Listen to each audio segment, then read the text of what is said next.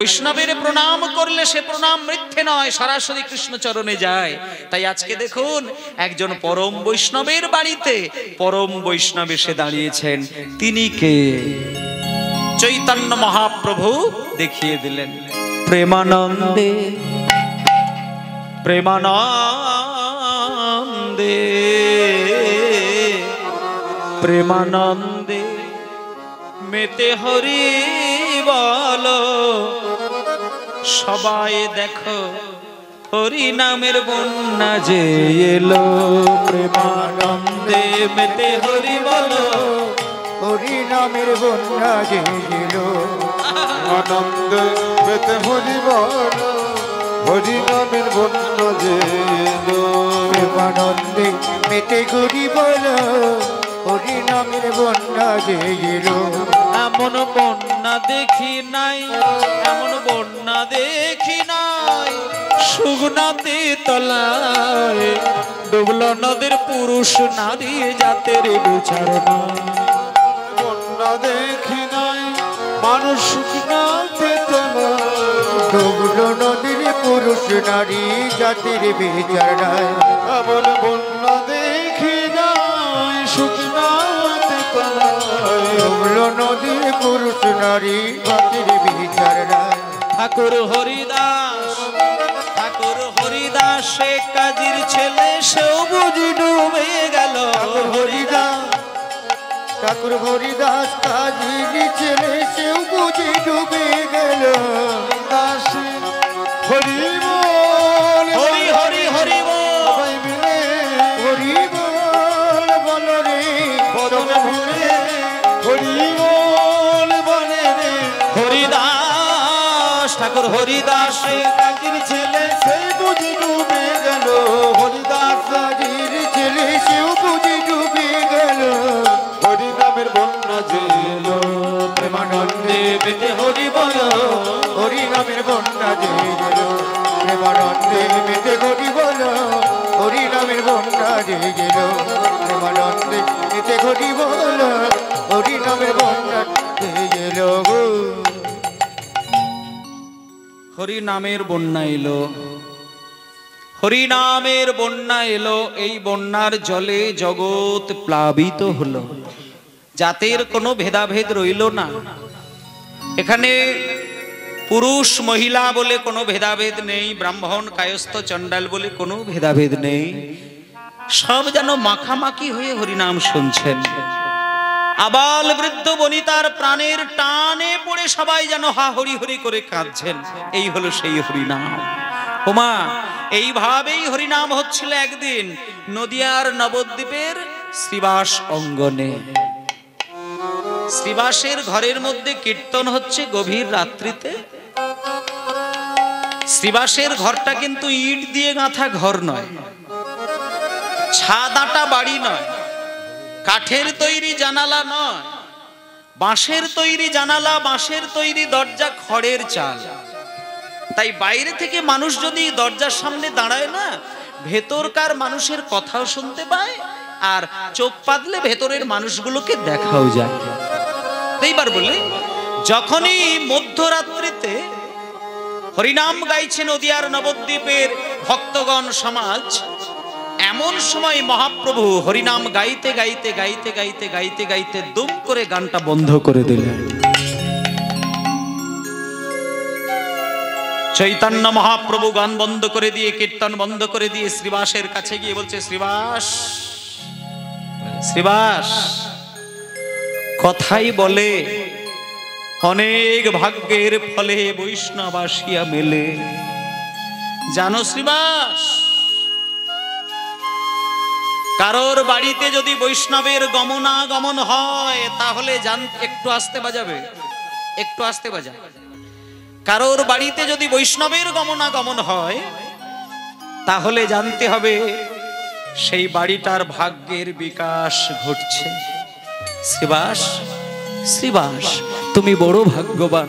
তোমার বাড়িতে দুইজন নতুন ভক্ত এসেছে, দুইজন বৈষ্ণব এসেছে। শ্রীবাস পণ্ডিত হাত জোড় করে বললেন, প্রভু, আমার বাড়িতে বৈষ্ণব? কিন্তু কে নতুন বৈষ্ণব? ওই দেখো দরজার বাইরে ধাক্কা ধাক্কি করছে আমাকে দেখার জন্য। চৈতন্য মহাপ্রভুর চোখে পড়ে গেল দরজার বাইরে দুজন বৈষ্ণব এসে বারবার ধাক্কা দিচ্ছে। শ্রীবাসের কানে কানে মহাপ্রভু বলছেন, শ্রীবাস তুমি একটা কাজ করো তো, শোনো, আমি ওদেরকে জানি ওরা একই মায়ের পেটের দুই ভাই, এবং এও বুঝতে পারছি ওরা সংসারে আর থাকবে না, সারা জীবনের জন্য ঘর বাড়ি ছেড়ে দিয়ে আমার কাছে এসেছে হরিনাম করবে বলে তুমি দরজাটা খুলবে, ওদেরকে আপ্যায়ন করবে, কিন্তু আমার একটা আদেশ আছে সেটা তুমি ওদেরকে জানিয়ে দেবে। তুমি ওদেরকে আপ্যায়ন করার পরে খুব শান্তভাবে ওদের কাছে বসে বলবে, ওদের যে দুই ভাইয়ের মধ্যে ছোট ভাই সে আমার সঙ্গে সারা জীবন হরিনাম করবে, কিন্তু ওদের মধ্যে যে বড় ভাই, ওদের মধ্যে যে বড় ভাই তাকে তুমি বলে দিও শত জন্মে আমার কৃপা পাবেন না। গৌর হরি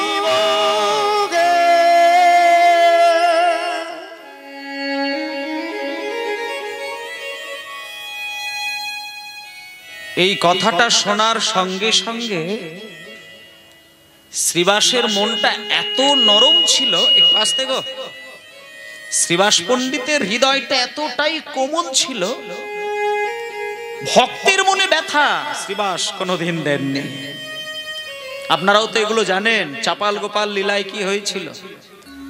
সেই পাঁঠার মাথা, ছাগলের মুন্ড, মদ্য মাংস ছড়িয়ে দিয়েছিল, কিন্তু কেঁদে কেঁদে চোখের জল মুছে মুছে মহাপ্রভুর কাছে যখন দেখা দিল, বলুন তো শ্রীবাস কি মহাপ্রভুকে ঘটনাটি বলেছিলেন? বলেন। শ্রীবাসের মন অন্যরকম ছিল, কোন ভক্তের মনে সে ব্যথা দিতে চায় না। যখনই মহাপ্রভুর মুখ থেকে শুনতে পেলে যে বড় ভাই শত জন্মে কৃপা হবে না, হাত জোড় করে বলছেন, প্রভু আপনার তো মানে ছোট ভাইকে যদি স্থান দেন আর বড় ভাইকে যদি বলেন শত জন্মে কৃপা হবে না, এটা তো অন্যায় হয়ে যাচ্ছে। শ্রীবাস একটু আসতে বাজাবে, মিউজিকটা একটু আসতে। চৈতন্য মহাপ্রভু বললেন, শ্রীবাস আমার আচরণের সমালোচনা তোমায় আমি করতে বলিনি, আমার আদেশটা শুধু পালন করতে বলেছি। এইবার একটা কথা বলি মায়েরা, যারা মহৎ ব্যক্তি হয় না, যারা সদলোক হয়, যারা একেবারে নিপাট ভদ্রলোক হয়, খাঁটি ভদ্রলোক যারা হয়, তাদের হৃদয়টা কিরকম জানেন? তাদের মনটা ঠিক কিরকম জানেন? তাদের মনটা এরকমই হয়, কারোর উপরে যদি কোমল হয়ে যায় দেখবেন কুসুমের থেকে কিন্তু সে কোমল হয়ে যায়, আর কারোর উপরে যদি কঠোর হয়ে যায় বজ্রের থেকে সে কঠোর রূপ দেখাতে পারে। এটা একটা খাঁটি ভদ্র মহৎ মানুষের লক্ষ্য। চৈতন্য মহাপ্রভু যখন প্রচন্ড রেগে উঠলেন শ্রীবাসের ওপরে, শ্রীবাস পণ্ডিত চট করে মাথাটা নিচু করে দিয়ে বললেন, প্রভু ঠিক আছে, আমি আদেশটা জানিয়ে দিয়ে আসছি। সঙ্গে সঙ্গে শ্রীবাস পণ্ডিত আর কোনো কথা না বলে ভজ রাধা কৃষ্ণ গোপাল কৃষ্ণ কৃষ্ণ কৃষ্ণ বল মুখে মনোরে। ভজ রাধা কৃষ্ণ গোপাল কৃষ্ণ কৃষ্ণ কৃষ্ণ বল মুখে মনোরে। আর ভজ রাধা কৃষ্ণ গোপাল কৃষ্ণ কৃষ্ণ কৃষ্ণ বল মুখে মনোরে। ভজ রাধা কৃষ্ণ গোপাল কৃষ্ণ কৃষ্ণ কৃষ্ণ বল মুখে মনোরে। আর হরি দিন বন্ধু চিরদিনের বন্ধু, হরি দিন বন্ধু চিরদিনের বন্ধু, হরি দিন বন্ধু চিরদিনের বন্ধু,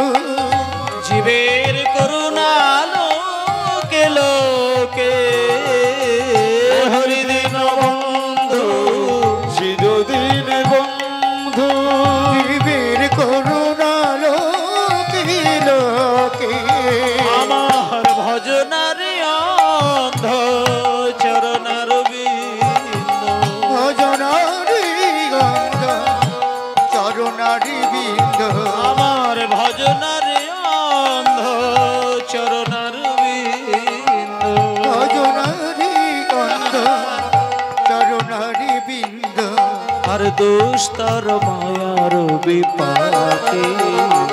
একবার রাধা কৃষ্ণ গোপাল কৃষ্ণ কৃষ্ণ কৃষ্ণ বল মুখে মনরে। রাধা কৃষ্ণ গোপাল কৃষ্ণ কৃষ্ণ কৃষ্ণ বল মুখে মনরে। রাধা কৃষ্ণ। শ্রীবাস পণ্ডিত দরজাটা আস্তে আস্তে খুললেন। ভালো করে লীলাটাকে স্বপ্নের মতন, একেবারে ছবির মতন দেখুন। দরজাটা তো ভেতর থেকে বন্ধ করা ছিল। দরজাটা শ্রীবাস পণ্ডিত যেই খুলেছেন, দেখলো একই মায়ের পেটের দুই ভাই হরিনাম গাইছেন। শ্রীবাস পণ্ডিত এসে বলছেন, কি আপনারা? শ্রীবাস পণ্ডিত, আপনি তো ভাগ্যবান, আপনার বাড়িতে স্বয়ং চৈতন্য মহাপ্রভু নাচছেন, মহাপ্রভু গাইছেন। ওই ভগবানকেই দেখার জন্য, ওই ভগবানের সঙ্গে সারা জীবন কাটানোর জন্য এই আমরা একই মায়ের পেটের দুই ভাই। আমার নাম হলো মুকুন্দ সরকার, আর আমার এই হলো ছোট ভাই, এর নাম নরহরি সরকার। শ্রীবাস পণ্ডিত, আমরা আর কোনোদিন সংসারে থাকবো না।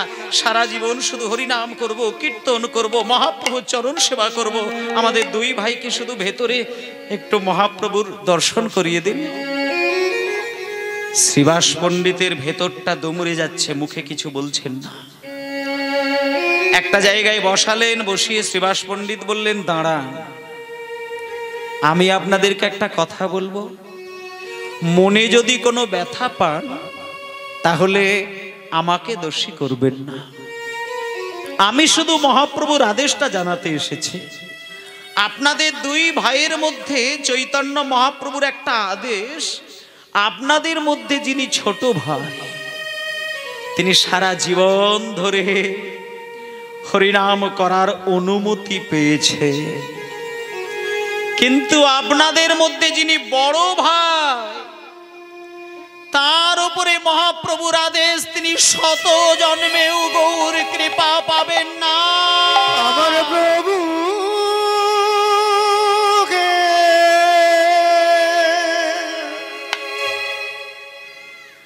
প্রভু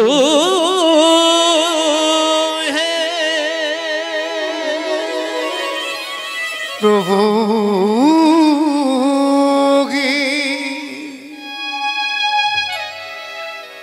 আচ্ছা মায়েরা, একটা কথা চিন্তা করুন তো, যে মানুষগুলো সংসারকে ছেড়ে দিয়ে ছুটে এসেছে, মনে মনে চিন্তাই করে নিল যে আর বদ্ধ সংসারে থাকবো না, শুধু মহাপ্রভুর সঙ্গে হরিনাম করব, সেই মানুষটাকে মহাপ্রভুই যদি সরাসরি বলে যে শত জন্মে আমার কৃপা পাবে না, বলুন মনের ভেতরটা কেমন হয়? মনে হয় না স্বয়ং ভগবান যিনি চৈতন্যদেব, তিনিই যদি আমাকে বলে দিল যে শত জন্মে কৃপা হবে না, এ দেহ রাখার দরকার নেই, প্রাণটাই ভাসিয়ে দে। কিন্তু মুকুন্দ সরকার কিন্তু সেটা করেনি। এই সাধারণ লোকের সঙ্গে মুকুন্দ সরকারের একটা এই জায়গাতেই তফাৎ।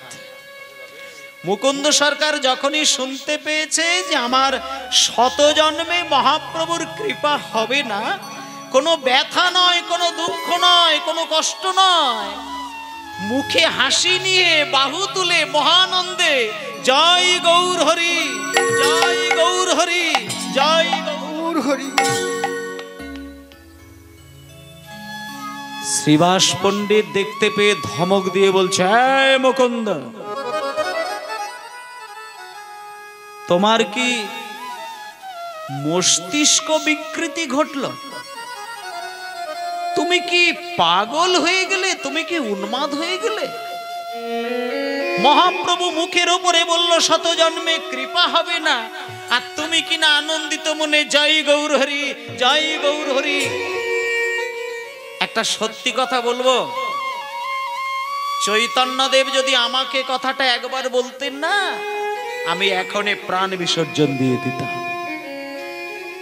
মুকুন্দ হাত জোড় করে বলে, ওগো শ্রীবাস, আমার মস্তিষ্ক বিকৃতি ঘটে না, আমি উন্মাদে হই না আর পাগল হই নাই। প্রভু আমার বড় দয়াময়, বলেছেন শত জন্মে কৃপা হবে না। যদি বলতেন কোন জন্মেও কৃপা হবে না, তাহলে আমি আমার প্রাণ বিসর্জন দিতাম। কিন্তু প্রভু তো আমায় তা বলেনি, বলেছেন শত জন্মে কৃপা হবে না। তাই 100 জন্মে কৃপা আমি নাই বা পেলাম, 100টা জন্ম না হয় আমি কেঁদে কেঁদে পার করে দিতে পারবো। কিন্তু 100 জন্ম কেটে যাবার ঠিক পরের জন্মে, অর্থাৎ ঠিক 101 জন্মে আমি গৌর কৃপা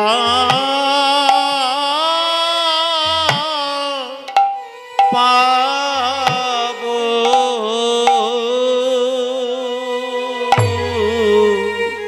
নিতাই গৌর প্রেমানন্দে হরিম। 101 জন্মে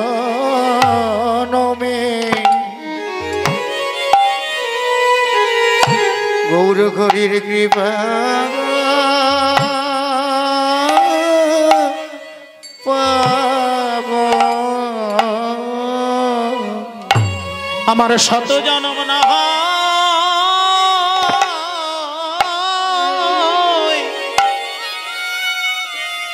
কেটে যাবে।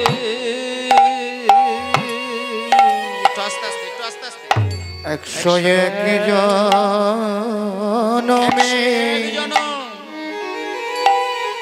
কৃপা হবে। আচ্ছা মায়েরা, এইটা কি কোনো মানুষের মধ্যে থাকে? 100 জন্ম কেঁদে কেঁদে কাটাবে, 101 জন্মে কৃপা পাবার আশায় ভাবা যায়? চৈতন্য মহাপ্রভু তো শ্রীবাসকে বলে দিয়ে চুপটি করে ঘরে শুনছিলেন, দেখি কথাটা কি বলে।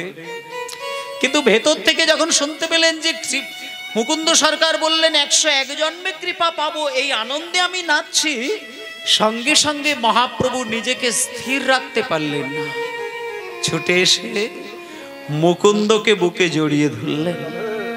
মুকুন্দ, মুকুন্দ, তোমার হৃদয়ে যে এতখানি ধৈর্য এটা আমি জানতাম, কিন্তু সাধারণ লোকে তো এটা জানতো না।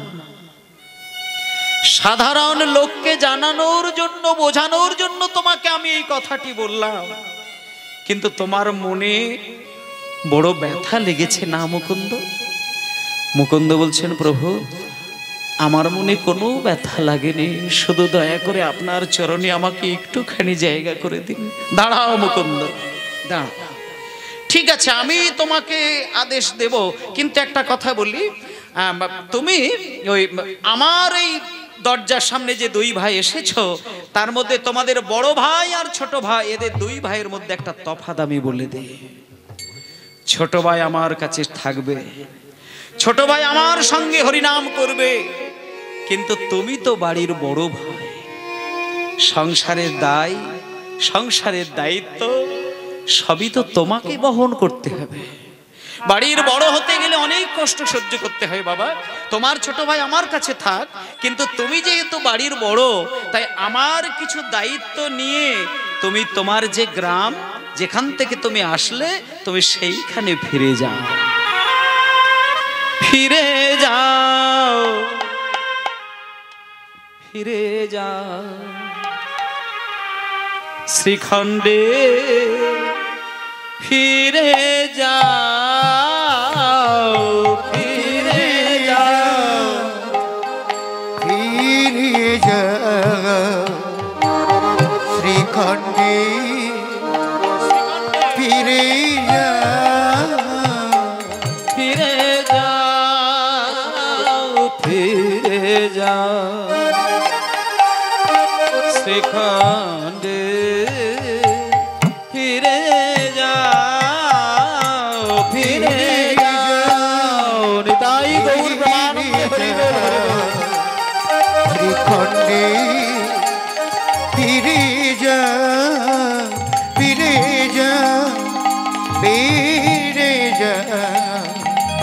শ্রীখণ্ডী ফিরে যাও।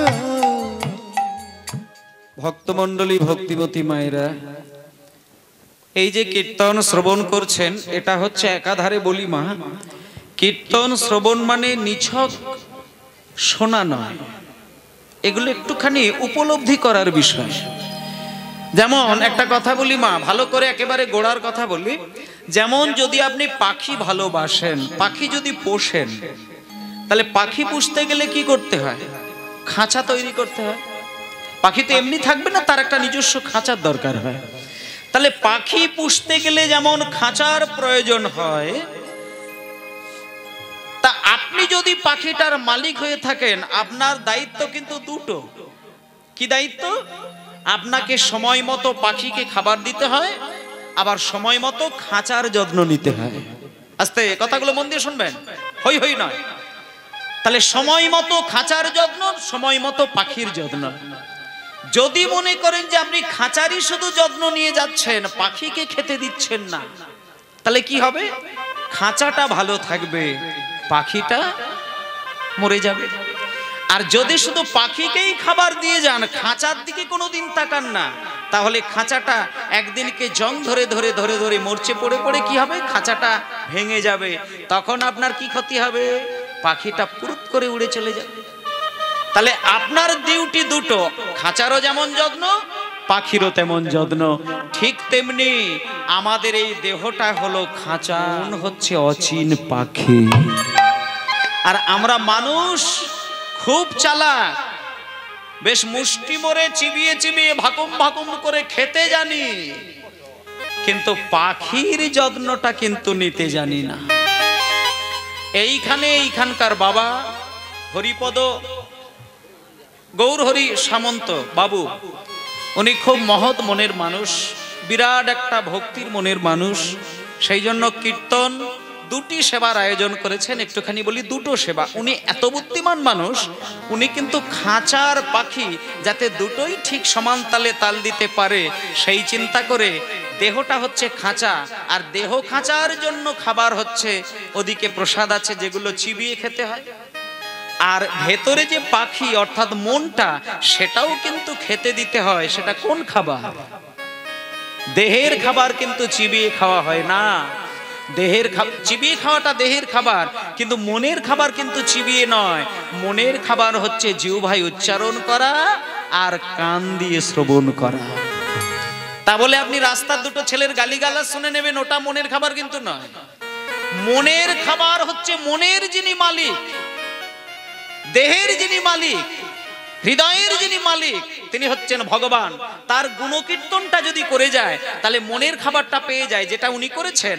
আর মনের খাবারের পরেই কিন্তু দেহের খাবারের ব্যবস্থা করেছেন, ওইদিকে সেবা চলছে। তবে একটা কথা বলি, কোনো একটা খাবারের খামতি রেখে কোনো খাবার নয়। মনের খাবার পরিপূর্ণ করে সমাপ্ত করতে হবে, তারপর দেহের খাবারটাও সমাপ্ত করতে হবে। মাঝপথে ওঠাটা সেটা কোনো দিক থেকেই শুভ লক্ষণ নয়। যদি লীলা শুনতে শুনতে মাঝপথে উঠে যায়, সেখানেও কিন্তু নাম অপরাধ হয়। আর খেতে খেতে মাঝপথে খাবারের থালা থেকে চটাক করে উঠে পড়লে, সেখানে দেহের খাবারের মধ্যেও ছন্দপতন ঘটলে, সেটা দেহের মধ্যেও কিন্তু ব্যাধি তৈরি হয়। এগুলো সত্যি করে। তাই জন্য বাবা যখন ওইদিকে খাবারের ব্যবস্থা করেছেন, আপনাদের আমি করজোরে আমি চরণ ধরে বলি, আপনারা কেউ কীর্তন শেষ করে ওই খাবার অবহেলা করে, ওই প্রসাদ অবহেলা করে কেউ যাবেন না। যত রাত্রির হোক না কেন, যত দেরি হোক না কেন, এই প্রসাদ পাবেন, তারপর ওই প্রসাদ পাবেন। দুটো প্রসাদকে পরিপূর্ণ করে গ্রহণ করবেন, তারপরে যে যেখানে যাবার সেইখানে যাবেন। নিতাই গৌর প্রেমানন্দে হরি বল হরি বল। প্রসাদের ব্যবস্থা হয়ে গিয়েছে, চালু হয়ে গিয়েছে। যদি একান্ত কারোর খেতে ভীষণ ইচ্ছে করে, তাহলে অবশ্যই যাবেন, তবে কাউকে শ্রবণে বিরক্তি ঘটিয়ে নয়, এটা আপনাদেরকে বলে যায়। কারণ শ্রবণে ছন্দপতন ঘটিয়ে গেলে আমার ক্ষতি হবে, সেটা করবেন না। আর যদি পারেন শেষে যাবেন, হুড়োহুড়ি করার দরকার নেই, চিৎকার করার দরকার নেই, সবাই মিলে যাবেন। ফিরে যাও, ফিরে যাও শ্রীখণ্ডে, ফিরে যাও, ফিরে যাও, ফিরে যাও শ্রীখণ্ডে, ফিরে যাও, ফিরে যাও, যাও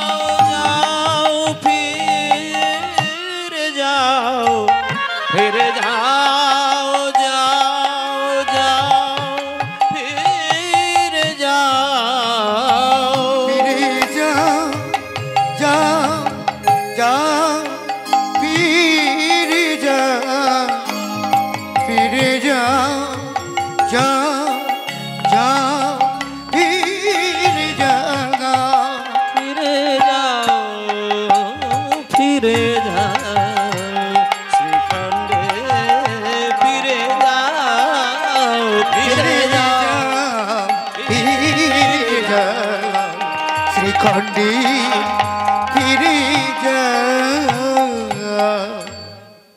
আচ্ছা, যা কথাই হোক না কেন লীলা থেকে তো বেরিয়ে আসা যাবে না, আবার বুঝিয়ে দে।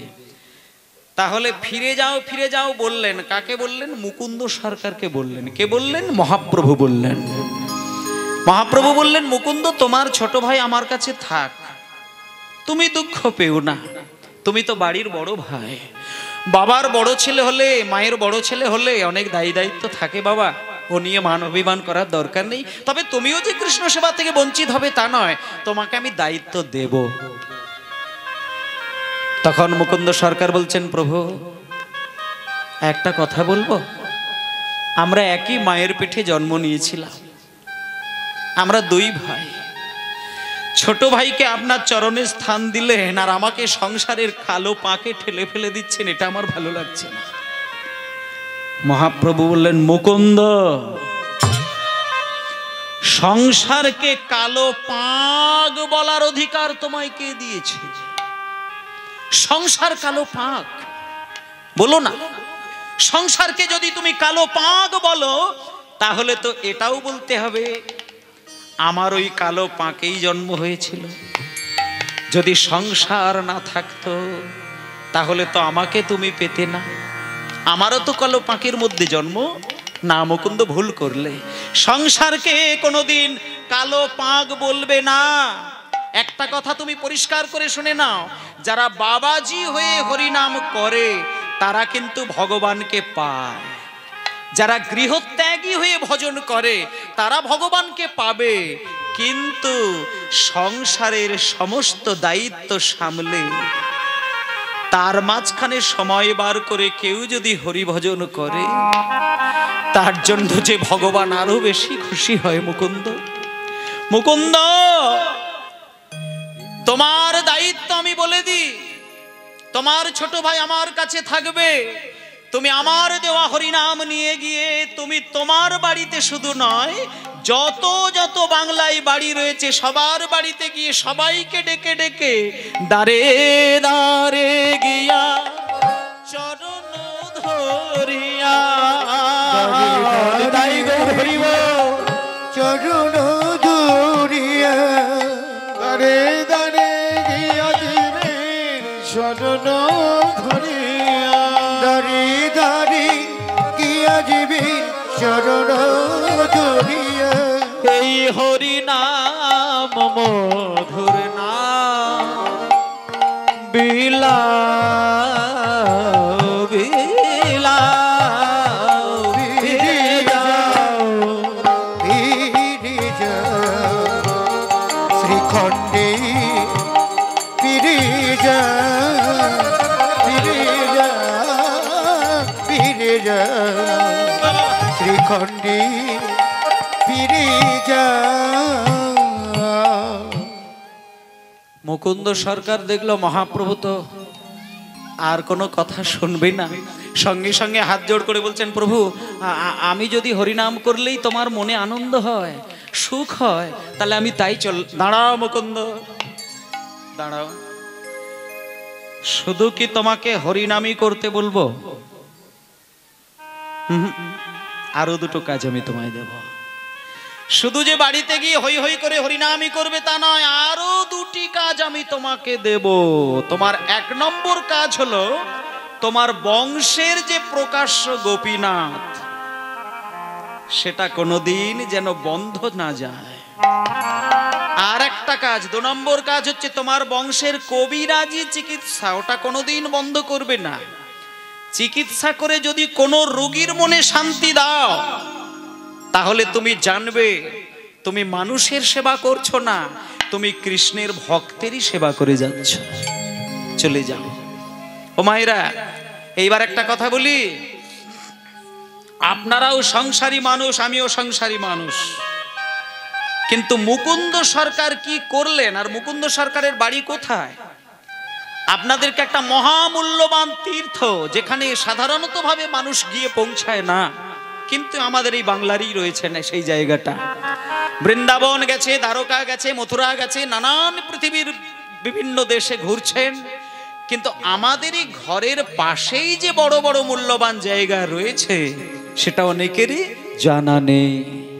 তাই আমি আপনাদের সেই মহামূল্যবান জায়গাটার সন্ধান দেব, আর ঠিকানাটাও দেব, আর কোন সময় বছরের কোন দিনে অনুষ্ঠান হয় সেই ঠিকানাটাও দেব।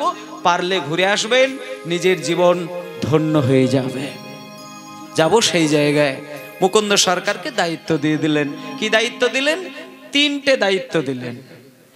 1 হচ্ছে বাড়িতে গিয়ে সংসারটাকে সামলাবে, 2 হচ্ছে মন্দিরে গোপীনাথের বিগ্রহকে সেবা দেবে, আর 3 হচ্ছে তার যে কবিরাজি চিকিৎসা, ওটা যেন দায়িত্ব সহকারে সবার চিকিৎসা করেন।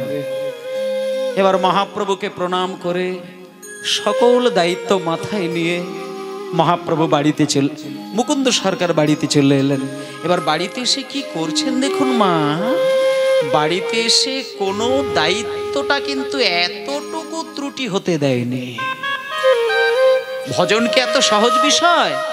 বাড়িতে এসে সংসারের যতগুলো কাজ সামলাচ্ছে, দাঁড়ে দাঁড়ে গিয়ে হরিনাম বিতরণ করছে, আবার কবিরাজি চিকিৎসাও করছেন। কিন্তু ওমা, আজকে যে গোপীনাথের সেবা করতে করতে চিকিৎসা করছেন কবিরাজি, এই কবিরাজি চিকিৎসার মধ্যে তার কোনো ত্রুটি নেই। বাংলা থেকে মানুষজন যাচ্ছে, কিন্তু মুকুন্দ সরকার কত উদার চিকিৎসক দেখুন।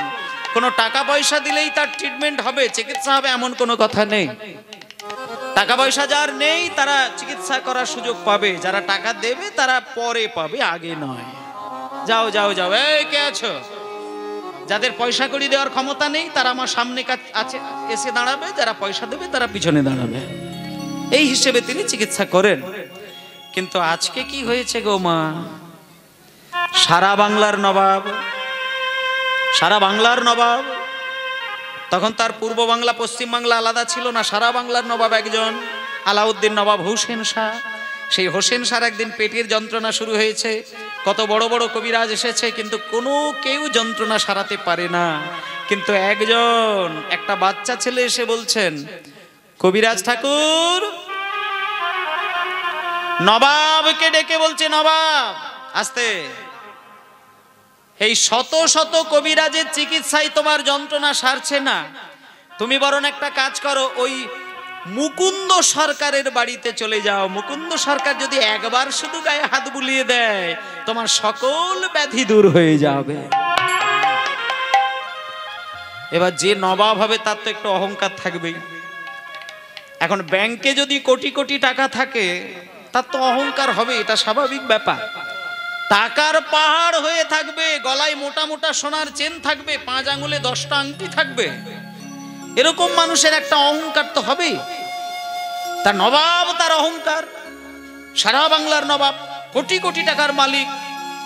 সে যখনই শুনেছেন যে আমাকে চিকিৎসা করাতে গেলে আমাকে নিজে গিয়ে চিকিৎসা করাতে হবে, সঙ্গে সঙ্গে নবাব বলে উঠলেন, কে কে? আমি সারা বাংলার নবাব, আর আমি ওই কবিরাজের বাড়িতে আমি নিজে গিয়ে চিকিৎসা করাবো? আমার এক এটাকে হাজার হাজার চিকিৎসক ছুটে আসেন। হ্যাঁ কবিরাজ, কবিরাজ আস্তে, কথা হচ্ছে আস্তে।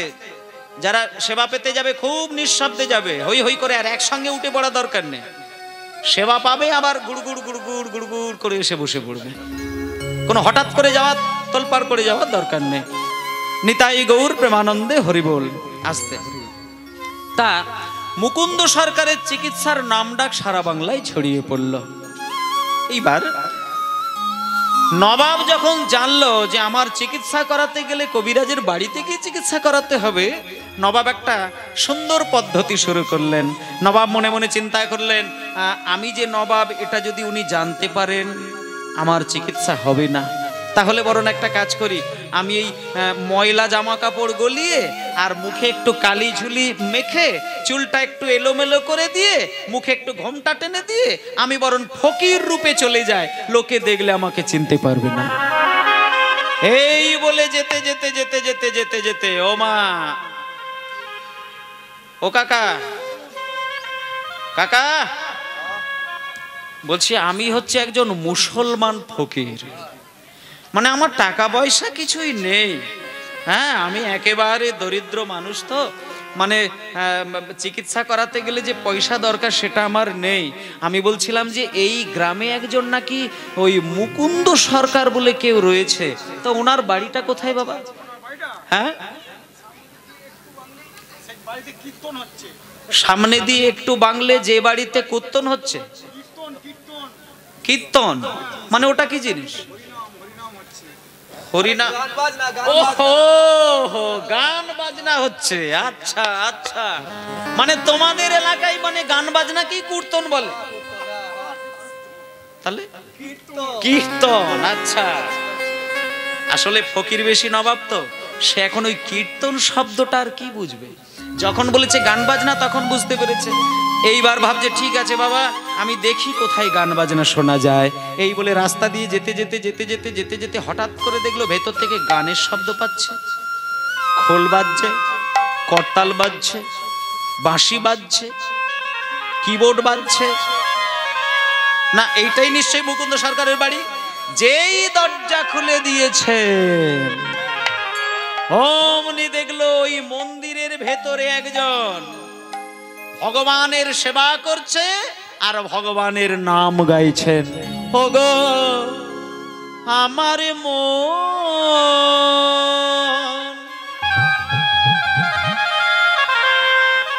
মায়েরা আপনাদেরও বাড়িতে মন্দির আছে তো, সে বড় নাই হোক না ছোটও তো রয়েছে, মিনিমাম একটা লক্ষ্মীর সিংহাসন তো রয়েছে, ওটাই মন্দির।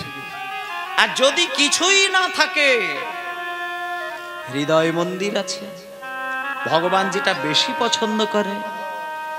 তুমি ভগবানকে যদি এই এই এই ফুলের মালাটা যদি নিয়ে গিয়ে ভগবানের গলায় ঝুলিয়ে দাও, তাতে কি ভাবছো যে ভগবান বেশি খুশি হলেন? তা নয়।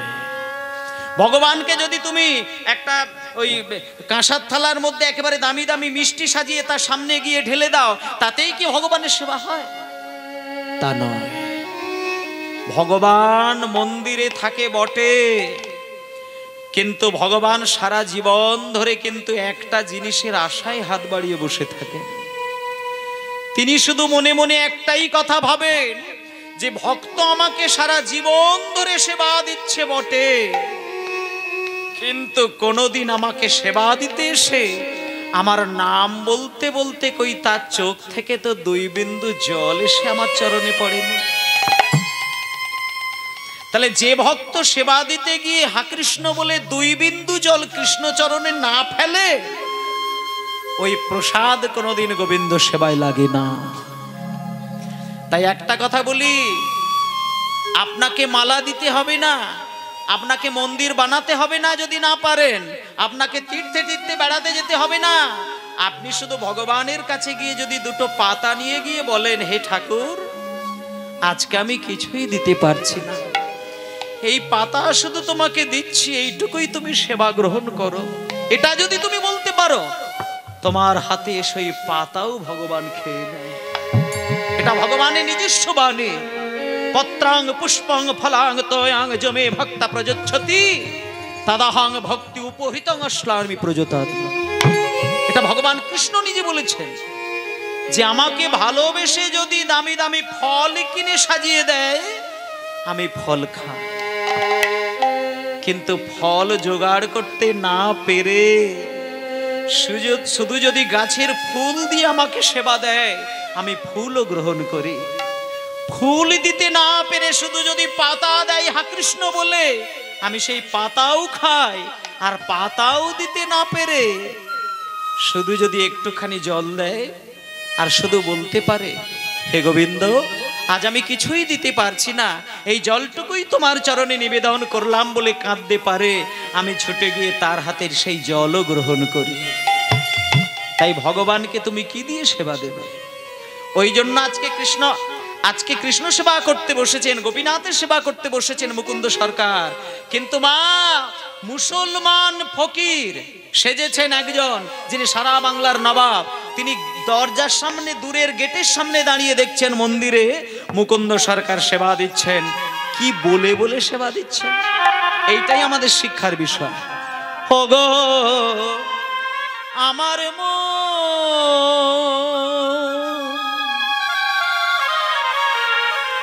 আমার মন মন্দিরে মদন মোহন দাঁড়াবে নাকি গো আসিয়া? আমার মন মন্দিরে মদন মোহন দাঁড়াবে নাকি গো আসিয়া? আমার মন মন্দিরে মদন মোহন দাঁড়াবে নাকি গো আসিয়া? আমার মন মন্দিরে মদন মোহন দাঁড়াবে নাকি গো আসিয়া? আমার মন মন্দিরে মদন মোহন দাঁড়াবে নাকি গো আসিয়া? ওগো দয়াময় দয়াময়,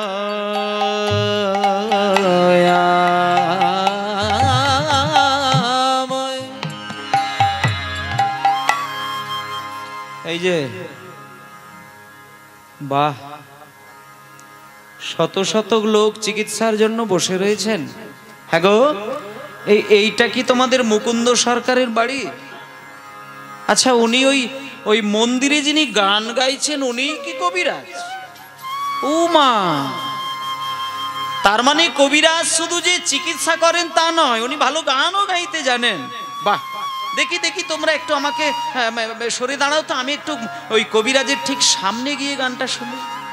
এই বলে নবাব মুসলমান হয়েও তিনি এমন ভাবে একটা বেশভূষা পরেছে কেউ চিনতেই পারছেন না যে তিনি নবাব এসে দাঁড়িয়েছেন। কিন্তু কবিরাজও তো চিনতে পারে না। কবিরাজের ঠিক ডান দিকটাতে দাঁড়িয়ে নবাব চুপটি করে বসে রয়েছেন, দাঁড়িয়ে রয়েছেন। আর নবাব, কবিরাজের তো হুঁশ নেই, কবিরাজ গান শেষ করলে তবে তাকাবেন, তাই আর একটুখানি বাকি রয়েছে সেবা করার। ও গো দয়াময় পতিত পাবন, গো দয়াময় পতিত পাবন, ও গো দয়াময় পতিত পাবন, কৃপাময় তুমি ভক্ত কৃপাময় তুমি ভক্ত বৎস, আমার অন্তিম কালে দিও শ্রীচরণ, আমার অন্তিম কালে দিও শ্রীচরণ। এই আশা ছিল মনে আমার মন মন্দিরে গণ গণ নাকি গো আসিয়া? আমার মন মন্দিরে মদন মোহন দাঁড়াবে নাকি গো আসিয়া? মন্দিরে মদন মোহন দাঁড়াবে নাকি গো আসিয়া? এই এতক্ষণে পুজো শেষ হলো।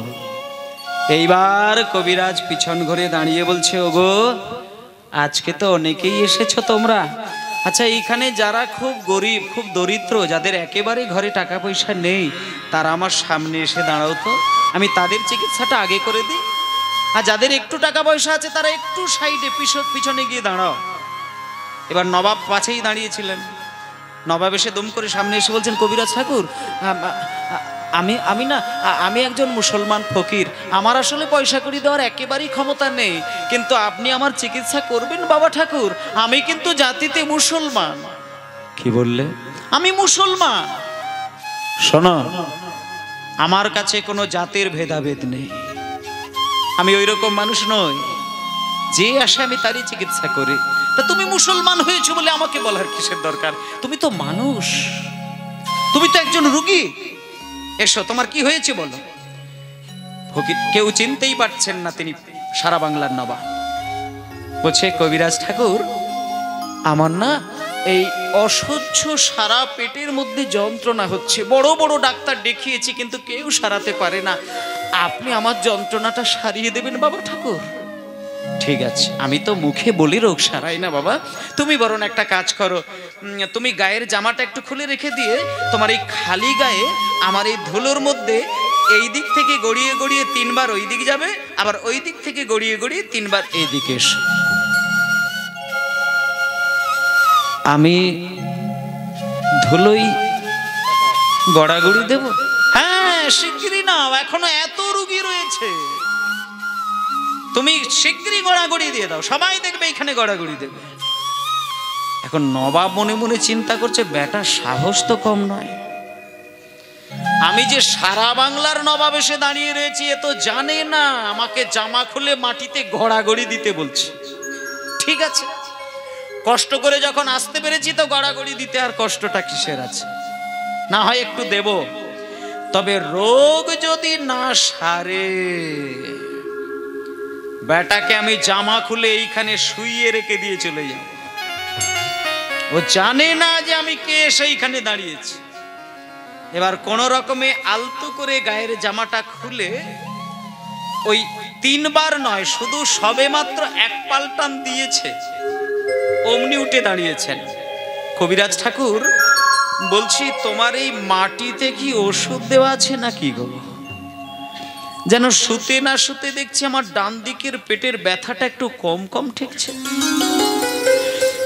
কবিরাজ হাত জোড় করে বলছেন, আসলে ফকির বাবা, আমার এটা কবিরাজি ওষুধ, তো লোকের মুখে দিতে গেলে 2-1 ফোঁটা মাটিতে পড়ে যায়, হয়তো সেইটাই তোমার কাজ হয়েছে, তবে আসল ওষুধ একটু রেবাবটা একটু হালকা ভাসবে, তবে আসল ওষুধটা তোমাকে আমি দিই নে, তুমি মুখটা একটু তোলো, আমি একটু আসল ওষুধ দিয়ে দিই। যেই বলে মুখে আসল ওষুধটা দিয়ে, না ডবল হলে হবে না, যেই আসল ওষুধটা দিয়ে দিয়েছে, সঙ্গে সঙ্গে কবিরা এই নবাব উঠে ধরপর করে দাঁড়িয়ে বুক বাড়িয়ে বলছেন, কবিরা, বলি তোমার কি এটা ওষুধ না এটা তোমার জাদু? এতদিনের পুরানো ব্যথা তুমি নিশ্চিহ্ন করে দিলে, এত বড় কবিরাজ হয়ে তুমি অজপাড়া গায়ে পড়ে রয়েছো, এটা আমার ভালো লাগছে না। শোনো, আজকেই তুমি আমার সঙ্গে আমার রাজধানীতে চলো। রাজধানী? হ্যাঁ। কে ফকির বাবা, তোমার সঙ্গে আমি তোমার রাজধানীতে যাব? ফকির? হায় হায়, ফকির আমি? শোনো কবিরাজ, রোগ যখন সেরে গেছে তাহলে আসল পরিচয়টা গোপন করে লাভ নেই। আমি ফকির নয়, আমি ফকির নয়, আমি হলাম সারা বাংলার নবাব হোসেন শাহ।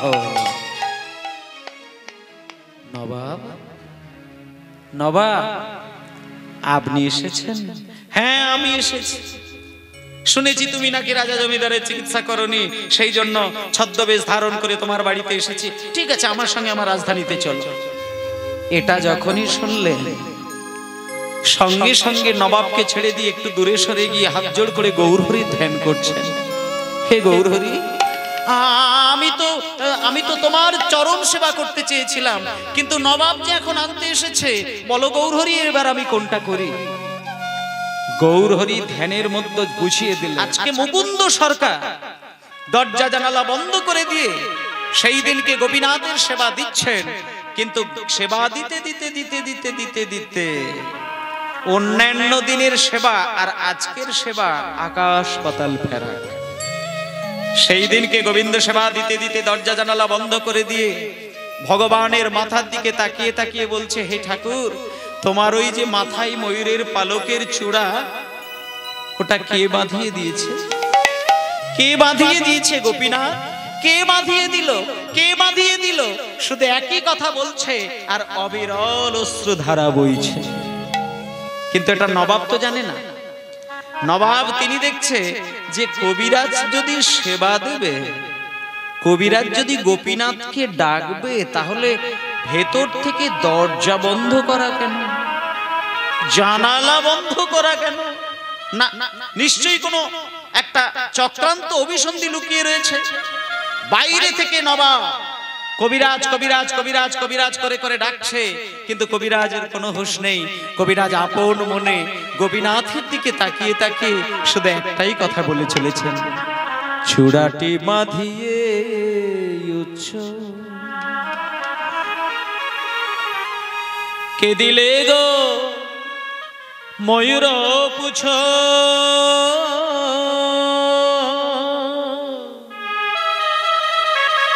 ভালে সে রামনি মন, রমণী মনোলোভা, গোপীনাথ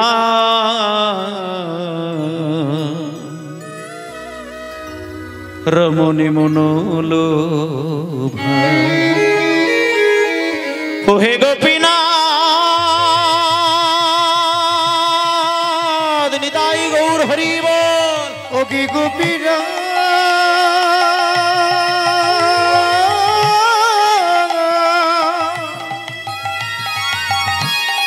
ও গে গোপীনাথ, চূড়াটি বাঁধিয়ে উচ্চ কে দিলে গো ময়ূর পুছ, ভালে সে রমণী মন, রমণী মনোলোভা। গোপীনাথ রমণী মনোলোভা।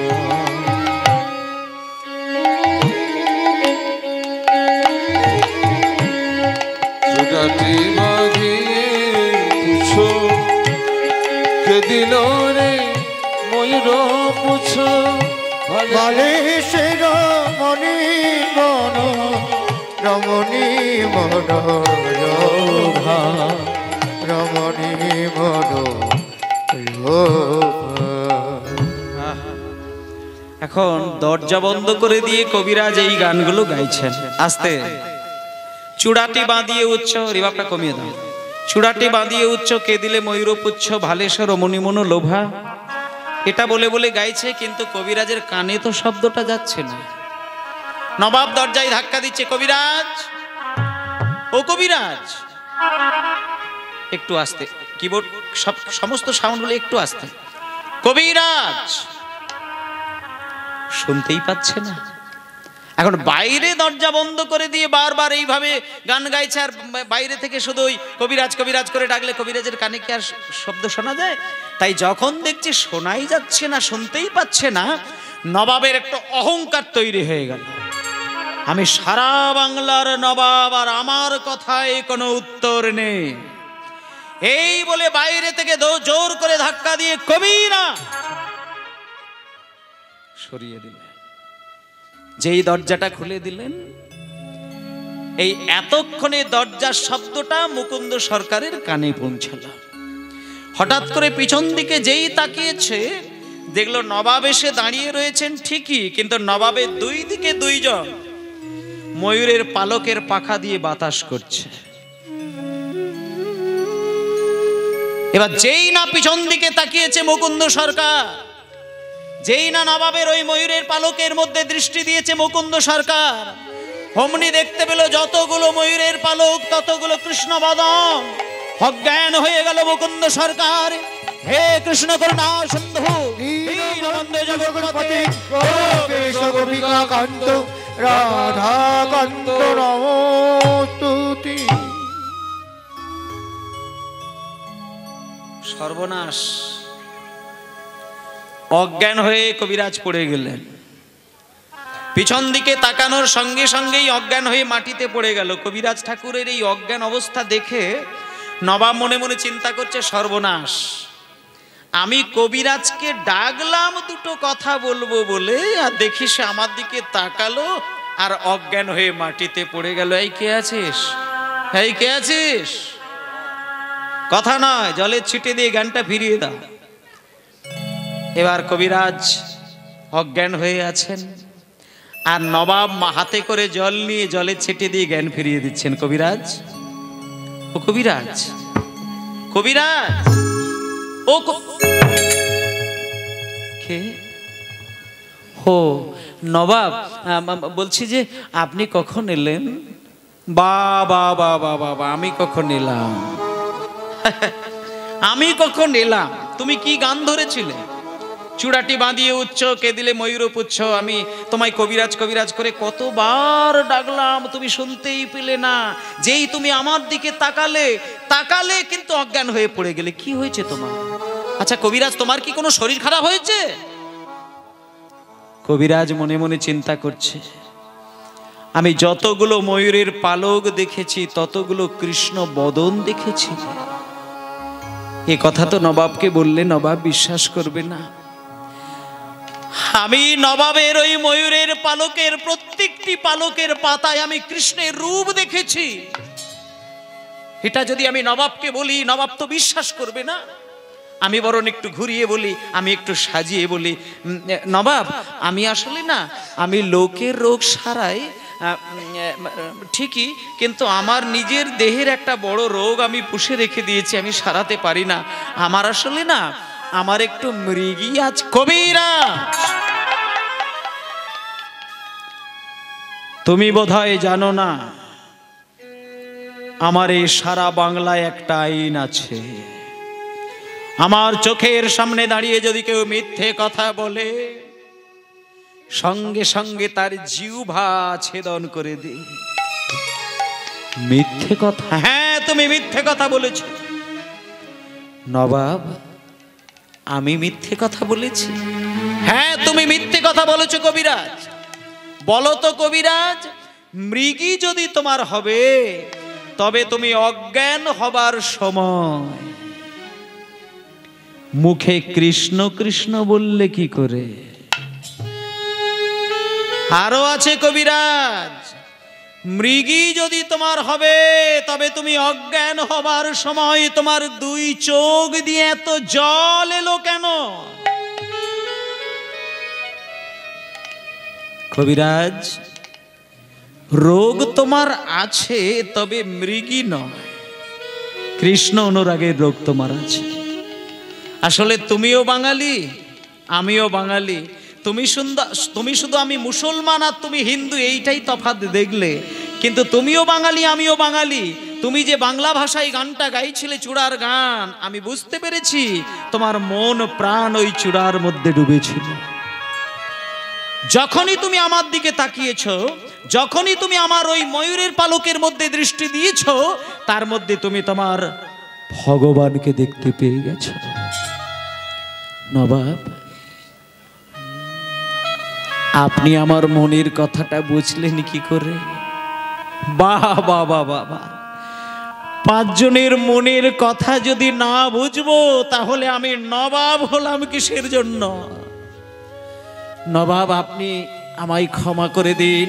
আপনার মতো নবাবের কাছে আমি মিথ্যে কথা বলেছি, আপনি ক্ষমা করে দিন। না না নবাব, কবিরাজ, তুমি ভুল করনি, তুমি ভুল করনি, তুমি ভুল করনি, ভুল করেছি আমি ভুল করেছি। তোমার মতন একটা এত বড় পবিত্র কৃষ্ণ ভক্তকে এতদিন ধরে আমি আমার কেনা চাকর বলে মনে করেছিলাম। কিন্তু কবিরাজ, যে ভুল নবাব একবার করে, সেই ভুল বারবার করে না। শোনো কবিরাজ, তোমার মতন পবিত্র হাতে, তোমার মতন পবিত্র কৃষ্ণ ভক্তের হাতে আমার মতন নবাবের চিকিৎসা তোমায় করতে হবে না। তুমি চলে যাও, তুমি আমার এই রাজবাড়ি ছেড়ে দিয়ে তুমি তোমার গ্রামে চলে যাও। তুমি গরিব দুঃখীদের চিকিৎসা করো আর গোপীনাথের সেবা করো। তবে শোনো, তোমার যাতে কোনোদিন টাকা পয়সার চিন্তা না আসে, আমি নবাব হয়ে তোমার ওই বর্ধমান জেলার শ্রীখণ্ড গ্রামটা আজ থেকে আমি তোমার নামেই লিখে দিলাম। তবে একটা কথা শোনো কবিরাজ, যাবার বেলায় একটা কথা বলি, তুমি বাড়িতে চলে যাও, কিন্তু যদি কোনোদিন নবাবের কিছু হয়, তুমি শুধু একবার এসে দেখে যেও বাবা, আর কিচ্ছু দরকার নেই। মায়েরা, এইবার মুকুন্দ সরকার নবাবকে প্রণাম করে আবার গ্রামে ফিরে আসছেন। দেখলেন তো মা, কয়েকদিন আগে বলেছিল না গৌরহরি যে কৃষ্ণের ইচ্ছাই তুমি চলে যাও, কৃষ্ণের ইচ্ছা থাকলে আবার চলে আসবে। আজকে হলো সেই দিন।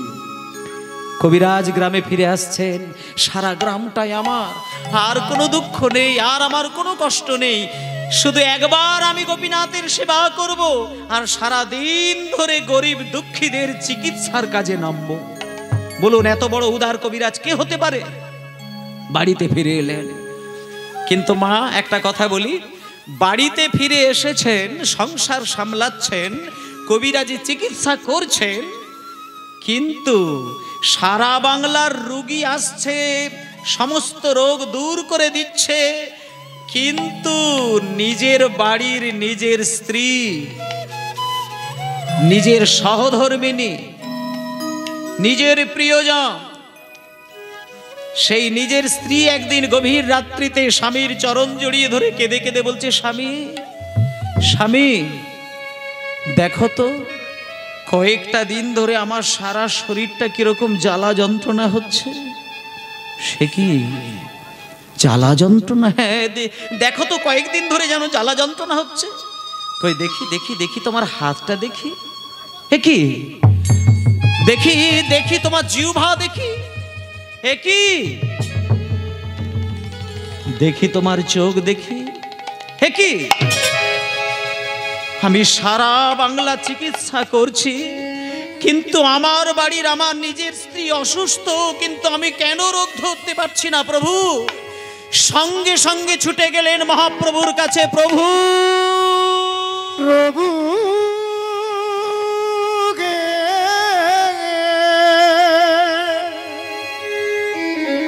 প্রভু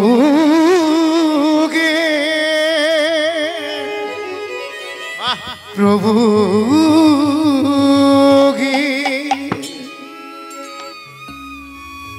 দেখলেন মা, সবার চিকিৎসা করে, কিন্তু নিজেরই স্ত্রী এমন রোগে জর্জরিত হয়ে উঠল যে নিজের স্বামী পর্যন্ত রোগ ধরতে পারল না।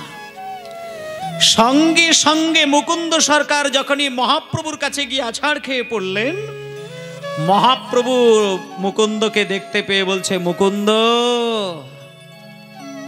যা ভেবেছিলাম তাই হলো। তুমি সারা বাংলা চিকিৎসা করেছো বলে যখনই মহাপ্রভু চরণে আছাড় খেয়ে পড়েছে, মহাপ্রভু বলছে, মুকুন্দ, আমি যা চেয়েছিলাম ভেবেছিলাম তাই হলো। তুমি আসলে সারা বাংলা চিকিৎসা করেছো বলে তোমার মনের এক কোণে একটু অহংকার হয়েছে, তাই তুমি তোমার নিজের স্ত্রীর রোগ ধরতে পারছো না। প্রভু, আমার জীবনে অহংকার, আমার জীবনে অহংকার। প্রভু, আমি তো জীবের সেবা চাইনি, আমি তো জীবের সেবা চাইনি প্রভু, আমি তো শুধু চেয়েছিলাম তোমার চরণ। আমি ক্ষুদ্র জীব, কোন ফাঁকে অহংকার এসে যায় আমি তো কিছুই বুঝি না প্রভু। তুমি কেন দিয়ে দিয়েছিলে আমাকে ওই জীবের সেবার দায়ী দায়িত্ব? মহাপ্রভু বললেন, মুকুন্দ শোনো, তোমার আর অহংকার হবে না। আমার এই চিবানো পান তুমি হাত পেতে যত্ন করে তুমি বুকে জড়িয়ে ধরে বাড়িতে নিয়ে যাও। বাড়িতে গিয়ে তোমার স্ত্রীকে যত্ন করে শুধু একবার খাইয়ে দেবে। দেখো, আমার চেবানো পান খেয়ে তোমার স্ত্রীর রোগ চিরকালের মতন দুলে চলে যাবে। এইবার ওই মহাপ্রভুর চেবানো পান মুকুন্দ সরকার যত্ন করে হৃদয় মাঝে জড়িয়ে ধরে বাড়িতে এনে যেই না নিজের স্ত্রীকে একবার শুধু খাইয়ে দিয়েছেন, চিরকালের মতো নিজের স্ত্রীর রোগ তো দূরে চলে গেলই, কিন্তু সেই সঙ্গে একটা ভালো লক্ষণ প্রকাশিত হলো। মুকুন্দ কবিরাজের স্ত্রী হয়ে উঠলেন গর্ভবতী। ভাবুন মায়েরা, মহাপ্রভুর মুখের জীবাণু পান খেয়ে যে মায়ের গর্ভ হয়, গর্ভে সন্তান আসে, বলুন সেই সন্তান কি যে সে হতে পারে? আজকে ধীরে ধীরে মুকুন্দ সরকারের স্ত্রী গর্ভবতী হয়ে উঠলেন। কয়েকটা মাস কাটলো। হঠাৎ করে একদিন দেখা গেল মুকুন্দ সরকারের ঘর আলো করে, আর ওই অনুক্তা দেবীর কোল আলো করে জন্মগ্রহণ করলেন। কি সুন্দর একটা ছোট্ট ছেলে, আদর করে নাম রাখলেন রঘুনন্দন। বলে হেন কালে জন্ম নিলা শ্রী রঘুনন্দন। হরি হরি বল। শ্রী রঘুনন্দন হেন কালে জন্ম নিল শ্রী রঘুনন্দন। হেন কালে জন্ম নিল শ্রী রঘুনন্দন। হেন কালে জন্ম নিল শ্রী রঘুনন্দন। আর মুকুন্দ হেরিয়া তাহার আনন্দিত মন। মুকুন্দ হেরিয়া তাহার আনন্দিত মন। মুকুন্দ হেরিয়া তাহার আনন্দিত মন। মুকুন্দ হেরিয়া তাহার আনন্দিত মন। আনন্দ ধরে না, আনন্দ ধরে না। ওই মুকুন্দ সরকারের মনে আনন্দ ধরে নাই। মুকুন্দ সরকারের মনে আনন্দ ধরে না। মুকুন্দ সরকারের মনে আনন্দ ধরে না। রঘু মুকুন্দ সরকারের রঘুনন্দনের জন্ম হেরে। মুকুন্দ সরকারের মনে মুকুন্দ রঘুনন্দনের জন্ম হেরে। মুকুন্দ সরকারের রঘুনন্দনের জন্ম হেরে। মুকুন্দ সরকারের মনে আনন্দ ধরে না, আনন্দ ধরে না, আনন্দ ধরে না। ছোট্ট ছেলে জন্মগ্রহণ করলেন। মায়েরা, যে দিনটা জন্মগ্রহণ করলো সেই দিনটা খুব শুভ দিন। সেই দিন ধুমধাম করে মুকুন্দ সরকারের বাড়িতে পুজো হচ্ছে। ব্রাহ্মণ এসেছেন, মন্ত্র পাঠ করছেন। বাচ্চারা স্নান টান সেরে বই হাতে করে নিয়ে অঞ্জলি দেবেন বলে তৈরি হয়েছেন। বলুন কোন পুজোর সময় দেবীর চরণে বই নিয়ে অঞ্জলি দেওয়া হয়? সরস্বতী পুজো। কতদিন বাকি আছে সরস্বতী পুজো হতে? হয়ে গেল? হয়ে গেছে? কবে? আচ্ছা, অঞ্জলি দিয়েছেন? মন্ত্রটা একবার বলুন। গতকালকেই তো হলো, মন্ত্র তো ভুলে যাওয়ার কথা নয়। যারা যারা অঞ্জলি দেননি তারা হাত তুলুন। যারা অঞ্জলি দেননি তারা হাত তুলবেন। তার মানে সবাই দিয়েছেন, দু একজন দেননি। মিথ্যে কথা হচ্ছে। বেশিরভাগ দেননি, অল্পের ভাগ দিয়েছেন। এটা লজ্জার খাতিরে হাত উঠছে না, যাই হোক। কিন্তু কে দিয়েছেন কে দেননি অত বিচার করার দরকার নেই। সুযোগ যখন আজকেও হয়েছে, সবাই অঞ্জলি দেব, আর সুযোগটা ছাড়া যাবে না। ঠিক শুভ দিনে যোগ যখন এসেছে, এইবার অঞ্জলিটা, গতকালকে যারা ফাঁকি দিয়েছেন আজকে তারা ফাঁকে পড়ে গিয়েছে। চলুন এইবার অঞ্জলি ফাঁকি ঠিক মতো দিলে তবে কাজ ভালো হয়। এটা জানেন কি? ফাঁক দিতেও শিখতে হয়। ফাঁকি দেওয়া তো সহজ কথা নয়। ফাঁকে ফাঁক দিতে দেরি হলে তালে তাল দিতে ভুল হয়ে যাবে, এটা খেয়াল রাখবেন। এই যে আমরা গান বাজনা করি, এটা তো বেতালা গান নয়, তালের গান। এই যে ধিক তাকি ধাধে ধা ধিক তাকি ধাধে ধা ধিক তাকি ধাধে ধা, এইটা তাল, এই ফাঁক, এই তাল, এই ফাঁক, এই তাল, এই ফাঁক। এইবার বলি, এই যে আমি তাল আর ফাঁকটা দিচ্ছি, মনে করুন এই তালটা দেওয়ার পরে ফাঁকটা যদি দিতে আমার দেরি হয়, ফাঁক দিতে দেরি হলে তালে ভিড়তে দেরি হবে, আর তালে ভিড়তে দেরি হয়ে গেলেই তালে তাল দেওয়াটা বেতালা হয়ে যাবে। তাই জন্য ফাঁক দেওয়াটাও কিন্তু শেখার দরকার। তাই আপনারা ঠিক না জানতেই, না জেনে শুনে গতকাল কেমন ফাঁকি দিয়েছেন, আজকে ঠিক তালে পড়ে গিয়েছেন। আজকে তালে যখন পড়েছেন, তাল কাটা যাবে না, এই তাল থেকে শুরু করতে হবে। সবাই একটু হাত জোড় করে অঞ্জলি দেওয়ার জন্য তৈরি থাকুন। বই হাতে নেবেন আর মন ভক্তি সহকারে অঞ্জলি দেবেন সরস্বতী চরণে। আমি মন্ত্রটা বলবো, বেশি বড় বলবো না। গতকালকে ব্রাহ্মণ অনেকক্ষণ ধরে মন্ত্র বলেছিলেন, আমি ছোট্টভাবে একেবারে অল্প করে বলবো। মায়েরা একটু জোরে জোরে বলবেন, বাবারাও বলবেন, মায়েরা একটু জোরে বলবেন। কারণ মায়েরা কাজের জায়গাতে একটু ভলিউমটা কমে যায়। এখন ঝগড়ার সময় যে নাভি থেকে ভলিউমটা বার হয়, ওই ভলিউমটা আসলেই যথেষ্ট। সুন্দর করে বলবেন, সবাই মিলে মা সরস্বতীর অঞ্জলি দেবে।